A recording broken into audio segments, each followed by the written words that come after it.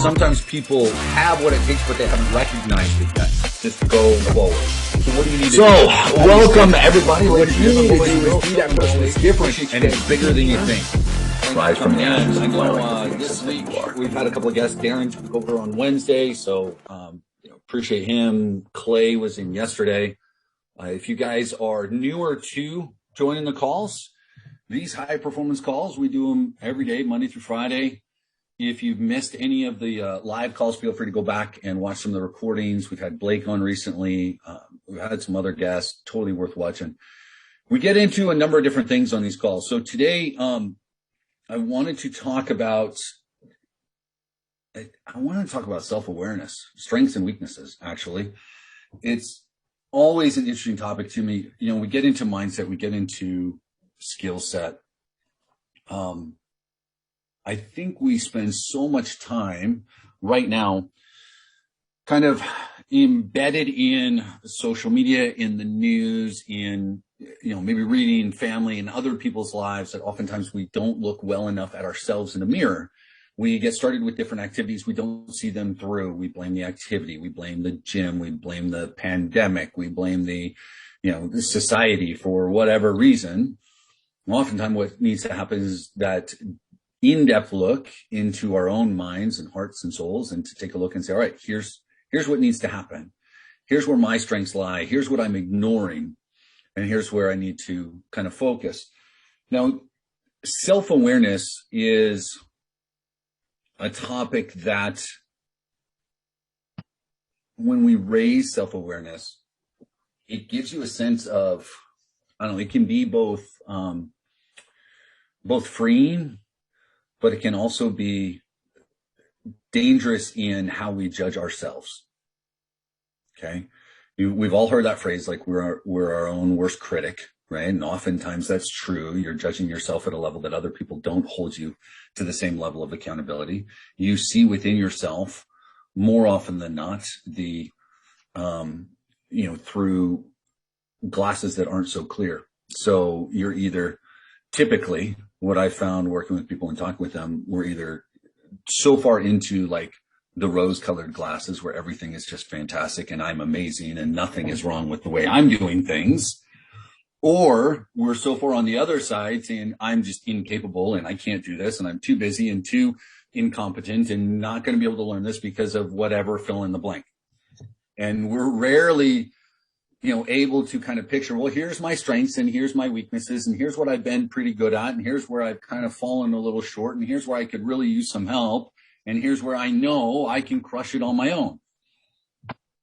And so as you sit down and you start to evaluate, how do you do this with a clear mind and a clear vision for what's really going on? So there's a couple of different ways to go about this. There's a couple of tests that you can take. There's online stuff that's free. There's online things that cost some money. I'm going to share with you a couple of things that I've done. Pick the ones that work best for you. But finding a way to sit down and kind of bring a level of self-awareness to you is going to be incredibly helpful. Now, when you get into things like emotional intelligence, self-awareness is one of the key elements. You have self-awareness, you have social awareness, emotional intelligence plays into all of that. So you have to know who you are, and then understanding how you kind of are portrayed in other people's visions of you can help you bring some clarity to that. So a couple of books. How many of you guys have already done some different personality tests? And what are the ones that you've got? Myers-Briggs. Perfect. Richard? Good. What else have you guys done? We got a few others that have raised their hands. DCIS. DCIS? Mm-hmm. Is what you said? Okay. Yeah. Or it's also, yeah. Is that the Myers-Briggs or no? Myers-Briggs is something else. It's based on Myers-Briggs. Well, I've heard, DICS or DISC. I think I've heard it called. Yeah. That's what I know. Yeah. The DISC, Myers-Briggs, talent, smart, emotional intelligence. Okay. Did the what color else? one. MB, Enneagram. Yeah. There's ones with colors. What do you mean? Oh, Myers-Briggs, Enneagram. How many of you guys have done the one from Gallup, the Strengths Finder 2.0? Clifton Strengths. Anybody done that? John, you have? Good. This is something like you can get the book for I want to say 25, $30, but you can go online and just take the test as well. And I think it's 20, $25. It's like an hour long. There's the Enneagram, that give you like a shortened response, and then you can pay $20 for what it pops out. These ones are great. A lot of these end up giving you like a 10, 15, 20 page report back. Right. And if you sit down and you read them, I remember the first time I did the Strengths Finder, and this is years ago. So I was still doing cleaning and restoration. I was on the road traveling with my ex-father-in-law at the time. And I remember going through the test and sitting down and driving at night. So I'm just doing it on my phone. It was like smartphones had just come out. And so I was doing it on my phone and taking the test, and I get done and get the results back. So I get that report. It's like this 20-page report. You start reading it. And my initial, I remembered being like this, like I'm in the passenger seat and kind of like leaning over to keep reading it. Like, I hope no one else can see what the heck this says. Like it just got so deep and so into, realizing your weaknesses and where you're falling short and what you need to work on. And recognizing those things can be a painful experience if we haven't done it before. Right? When was the last time you actually took a look at you and your shortcomings from a kind of a third party perspective, not the, oh, I'm not good at this, or I need help with that. And then we kind of move on. But sitting down and actually mapping out, like, here's something that I can work on. The Thomas test is another one. Money archetypes. There's so many. So this book, and I'm going to show you guys a couple of different things. Now, here's the thing about strengths and weaknesses, because the Strengths Finder talks about your strengths and talks about spending time with, only developing out your weaknesses. And in today's society, we have this tendency to really go after that because we have these stories of overcoming obstacles. And what a lot of those stories entail are, you're not good at something and you work really hard and spend a lot of years and a lot of effort until you finally become okay. And there's different ways of going about that. The example that they use in there is Rudy Rediger. If you guys are in the States, you've probably seen that movie Rudy. If you haven't, no matter where you're at in the world, go look it up or look for the story. There's a movie called Rudy. Is this football player, is this individual from, I want to say the 70s or early 80s. Guy's 5'6", 165 pounds, which is small by any stretch for a professional athlete when you talk about football. At the time, he wasn't even trying to be a professional. He's trying to be a college athlete. He's trying to get into Notre Dame. Notre Dame at the time, especially in the 70s and 80s, one of the biggest schools in the nation, still one of the elite schools when it comes to college football. And so here's this little Irish kid, Irish Catholic from the Northeast, and he's trying to get into Notre Dame because that's it, man. That's the pinnacle. That's what he wants to do. And on his high school team, at least some of this I'm remembering from the movie. So obviously there's some poetic license involved with this, but high school team, he plays, he does well, but it's heart, right? It's not talent. It's not strength. I was talking about this the other day, having talent and then working through it. And I gave the example of, where, talent that doesn't work is always going to be outpaced by, the people that lack talent but do work. And so now I'm kind of talking about strengths and weaknesses and self-awareness. So Rudy was kind of lacking in some self-awareness, but man, he had heart, right? And so he went after Notre Dame and he didn't make it, and he went again and he didn't make it, and he got cut. And finally he ends up making it his senior year, and he works and he works and he works and he works. And every single day for years he's working, and his dream is really just to be able to wear. Notre Dame has helmets that are painted gold each week, and I think there's like flecks of gold that really give it that shine. He wanted to be able to wear that helmet and wear his jersey and run out of that tunnel and show his family that he had made it. And on his very last game of his senior year, he got a chance to dress out. And then Notre Dame was kind of blowing out the team. They were ahead by a significant margin, so he got in for the last minute and a half or last couple of plays, and he ended up, tackling. He got a sack on the quarterback, right? One play his whole senior year, lifetime of doing it. And so he kind of achieved this dream. Bruce, I'll get there. I'll get there. I'll share the book. But he spent how many years for that one play? Now, great, check it off. And you know, in reality, he turned it into a movie, he turned it into a speaking career, he turned it into all sorts of stuff, talking about overcoming obstacles, right? So great, good for him. But in your guys, like, I don't want you guys spending the next 5-10 years, 5 hours every single day to get one sale, right? Like, there's different ways of going about things, but recognizing your strengths, understanding your weaknesses, figuring out how to leverage technology, mentorship, support other people, leveraging other things to overcome those weaknesses is the only way you're really going to get going forward. But part of that is understanding who you are and where you're at with all of this, right? Maybe you struggle in relationships and you keep thinking it's everybody else, but really there's something going on that creates a level of codependency. I was reading something just before we got on. I'm not going to share what it was but I was reading something from somebody, and let's call it an interview of sorts. And the individual,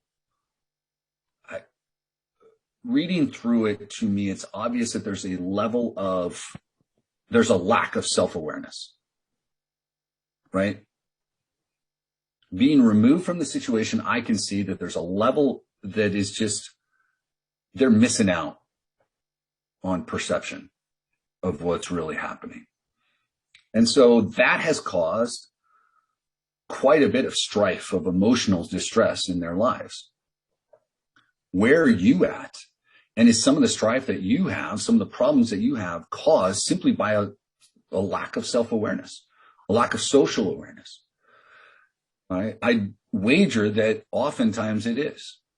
And we need to work on that. We need to work on improving that. And so what I recommend, guys, is finding one of these tests. Take this weekend. I don't want to spend a ton of time right now. I want you guys to go look for free personality tests, free self-awareness tests, free strengths tests, different things like that. Some of these are paid. This is StrengthsFinder 2.0 is one of these. This is the one from Gallup. This is Clifton Strengths. You can find it on Amazon. You can find just the tests. If you look up StrengthsFinder, Gallup test, they've got a new one. I want to say it was like $20. I think it's like an hour-long test, I think. You could probably take it quicker if you're a quick reader. The key to all of these, I will say, with all of them, the key, because they give you a scale, you know, strongly disagree, like I'd say either 1 through 10 or 1 through 5, from disagree to agree. Go with your first gut instinct as often as possible. Don't think it through. Don't go, oh, and you start to put something down and then you stop and you reassess and go, maybe it's this. The second one is the BS that you've been telling yourself for a long time, and that's why your vision is skewed. So go with the first one and go quickly. So StrengthsFinder 2.0 is a good one. The same group, Bradbury and Greaves and Clifton and everybody, this is a book called Emotional Intelligence. They have a test. They also have a strengths-based leadership. There is the Enneagrams. There's Kolbe, Kolbe is a great exam. Myers-Briggs is good. DISC is good. I would look for the ones that aren't just like what kind of employee you should be, you know, and how well you work with others, but do some of these other exams and kind of take a few minutes and evaluate yourself and be open and be honest. Don't be super judgmental, but just kind of stop for a little bit, read through these, think about it, and look at what you need to do for that next step. Okay. That's a challenge I've got for you this weekend. Some of you will go and do it. I promise that if you spend the time doing it, and what I'm going to do next week is here's a couple of the calls that are going to be next week. I am going to dive deeper into emotional and social intelligence. So once you've evaluated where you stand from an emotional and a social standpoint, self-awareness, how do we improve that? How does it affect everything that we're doing? How can it affect your income, your workplace, your relationships, the work that you're doing as an entrepreneur, all sorts of different things. So that's one thing that we're going to get into. I'm also going to try and get on a couple of friends that I've partnered with in different business ventures, because I want to do a training on joint ventures, on finding people that you can connect to build your business, right? How to build a business relationship from some people that I've built business relationships with, how they worked out, why we were able to come to some agreements, right? Things that we did to begin to establish the relationship, how we took that to the next level. So we're going to bring them on. You know, that's going to be a training because some of you guys are or will be in a position where you can utilize this along with maybe an existing business, something else that you're doing, or just leverage some relationships, or you need to figure out how to do that. So that's going to be one of the trainings this next week. There's a couple others that I'm thinking about and kind of mapping out. If you guys have something that you would like discussed, please message me on Skype. I'm going to drop a list into the Skype channel of a handful of these different tests, but again, just hop on Google, look some up. You know, I took one right before we came on. I took the Enneagram. I didn't pay for the results, but it took me a little under 20 minutes to do the whole test. I think it was 100 questions or something. Shouldn't take you too long, but it'd be worth it. It'd be worth it for you. Okay. Guys, it's absolutely something that you should attack. You should go after. Spend the time that you need to work with yourself and become the best individual that you can be. So no matter what's going on around you, all of this craziness, everything that's happening in the world, you can have that light shining out. You can have that ember, that fire within. You can find a way to rise from the ashes. But I like the pieces that you are. Sometimes people have what it takes, but they haven't recognized it. Appreciate you. Go out, have an awesome day. So what do you need to do? How do you stand out? So what you need to do is be that person that's different and is bigger than Great you week, think. Daniel. Rise from the ashes is why I like the Phoenix Sustain.